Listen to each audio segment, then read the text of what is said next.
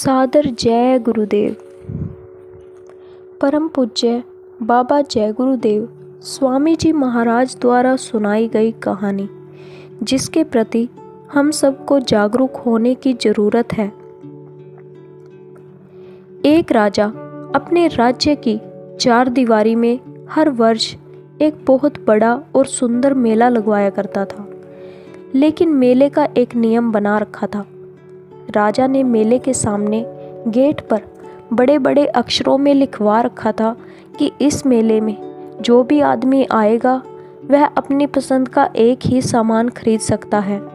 अंदर जाने से पहले गेट पर बैठे हुए चौकीदार सामने गेट पर लिखा हुआ नियम पढ़कर सुनाते थे।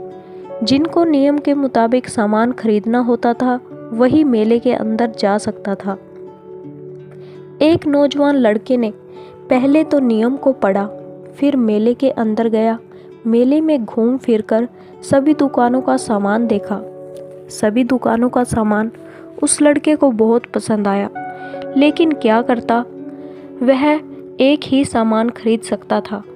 वह लड़का निराश होकर मेले से बाहर निकल आया और गेट से बाहर आकर एक पेड़ के नीचे मोहर लटकाकर बैठ गया। कुछ ही देर बाद वहाँ से एक बूढ़ी माई गुजर रही थी। बूढ़ी माई की नज़र उस लड़के पर पड़ी।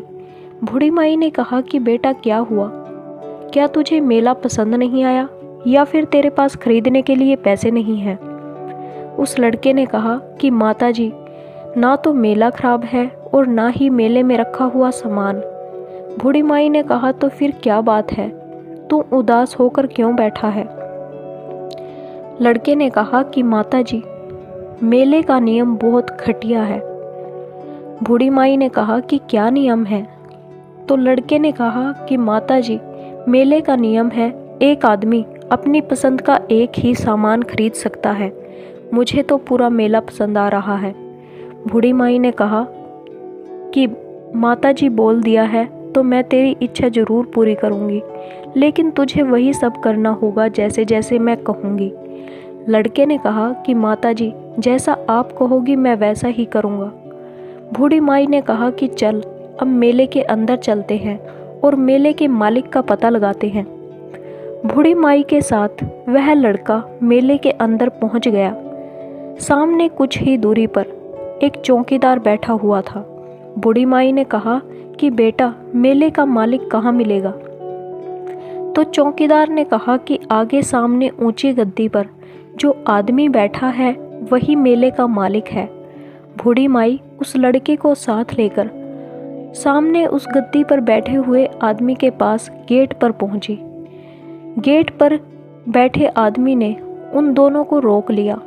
बूढ़ी माई ने कहा कि हमें मेले के मालिक से मिलना है।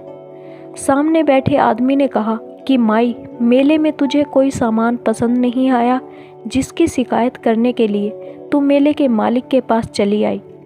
बूढ़ी माई ने कहा कि बेटा, मेले के मालिक से जाकर पूछ कि तेरी कितनी कीमत है। जैसे ही उस आदमी ने सुना कि बूढ़ी माई मेले के मालिक की कीमत लगा रही है, उस आदमी ने कहा कि माई, आप क्या बोल रही हो? मेले के मालिक की भी सामने ही गद्दी पर बैठा हुआ था। मेले का मालिक उठकर आया और बोलने लगा कि माई, आप किस काम से आई हो? बूढ़ी माई ने कहा कि मुझे मेले के मालिक को खरीदना है। उसकी कितनी कीमत है? मेले के मालिक ने कहा कि माई, आप मुझे क्यों खरीदना चाहती हैं? बूढ़ी माई ने कहा कि जब मैं मेले के मालिक को खरीद लूँगी तो यह मेला मेरा हो जाएगा। मेले के मालिक ने कहा कि असली ग्राहक तो आज आया है।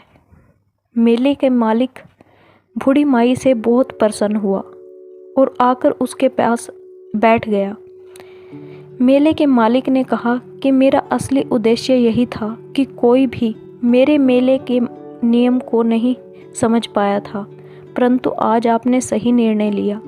मैं आपकी बात से बहुत सहमत हूँ। स्वामी जी महाराज ने कहा कि बच्चों, जब मालिक को ही खुश कर दोगे तो इस लोक के सभी कार्य अपने आप बन जाएंगे और परलोक के भी सभी कार्य बन जाएंगे। लोक परलोक दोनों ही आपके हाथ में हैं।